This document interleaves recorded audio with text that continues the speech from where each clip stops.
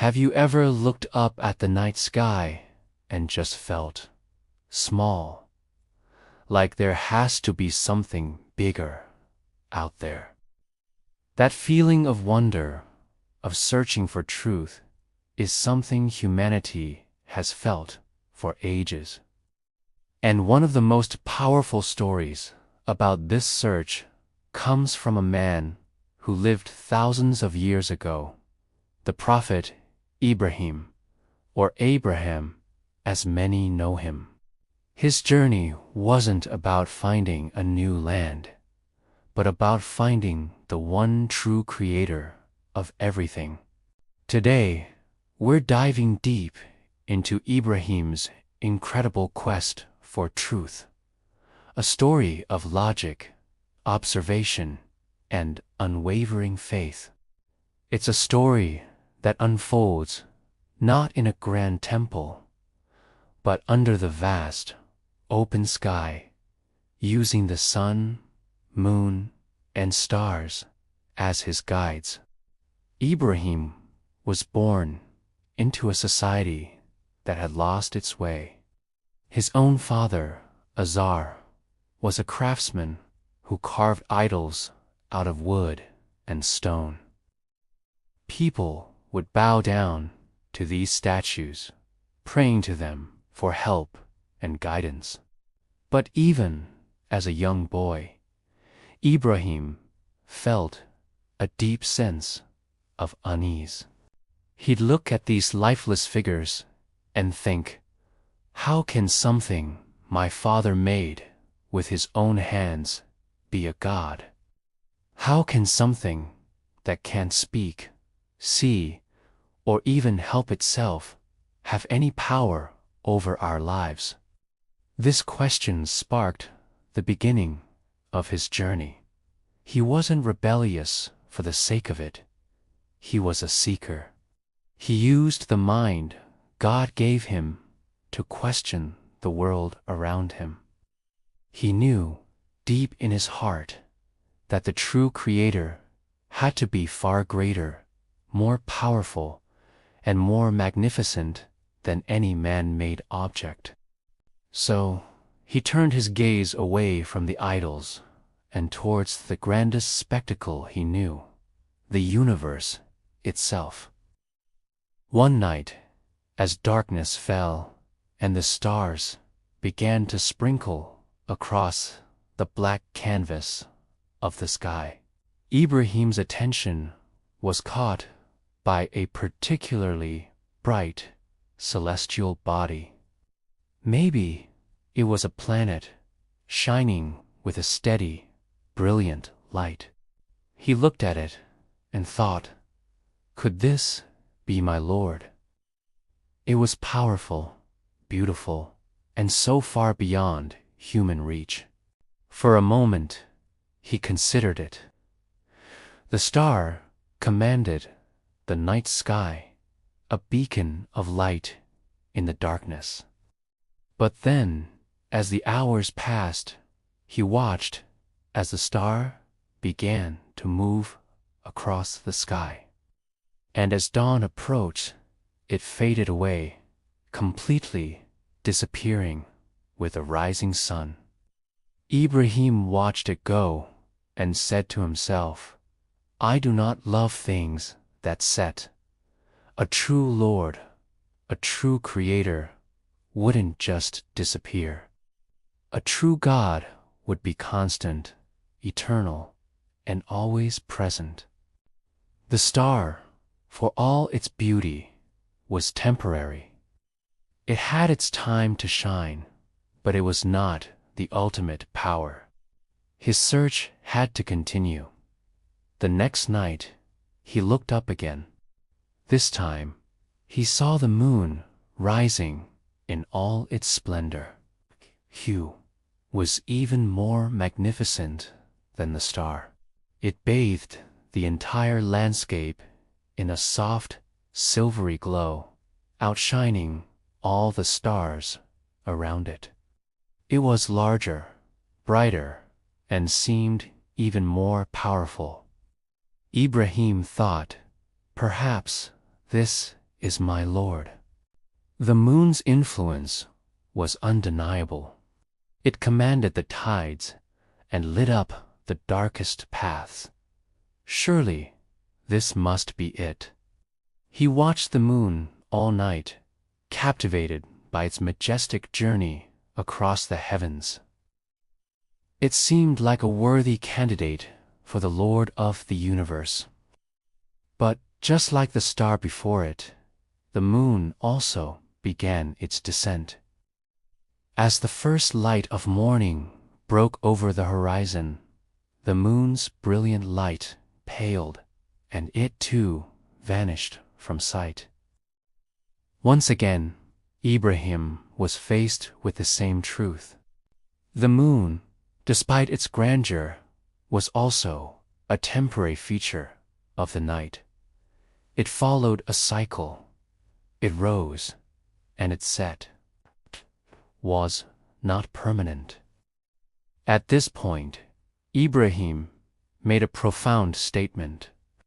He said, "If my Lord does not guide me, I will surely be among the people who are lost."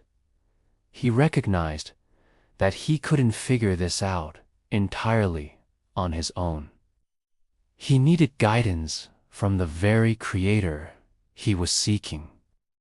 He was using his intellect, but he was also humbling himself, acknowledging his need for divine help. His quest wasn't over. The next day, he witnessed the most powerful object in the sky, the sun. As it rose, it flooded the world with light and warmth. It was bigger, brighter, and more powerful than anything he had seen before. The stars were invisible. The moon was gone, and the sun reigned supreme. Its power was undeniable. It gives life. It provides warmth. It marks the passage of days. Ibrahim exclaimed, "This is my Lord. This is the greatest of all." He spent the day observing the sun. It was a source of immense energy, a celestial king ruling over the day. It seemed like the perfect answer. Nothing could compare to its might. But, as you and I know, the day must always come to an end. As evening approached, Ibrahim watched as the magnificent sun began to sink below the horizon, painting the sky with brilliant colors before disappearing completely, plunging the world back into darkness. It was in that moment that everything clicked into place for Ibrahim. The star, the moon, and the sun, they were all magnificent.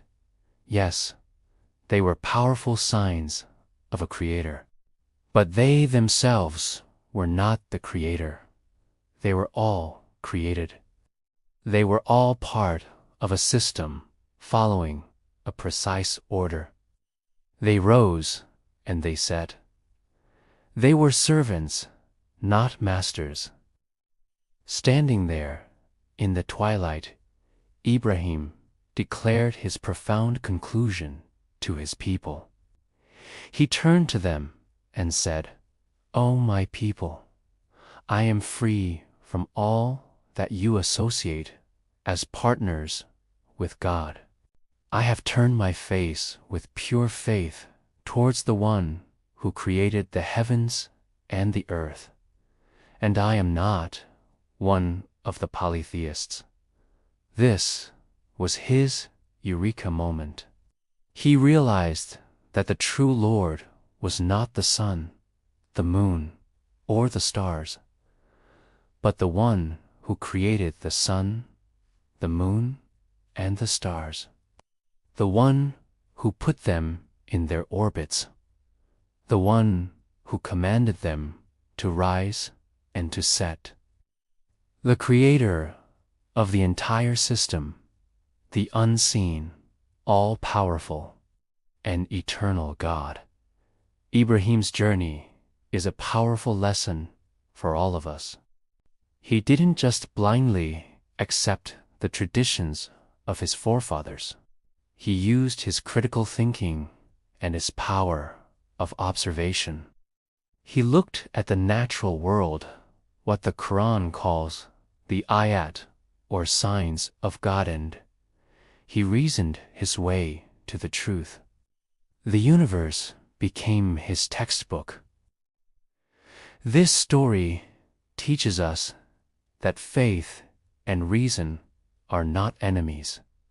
In fact, they can work hand in hand.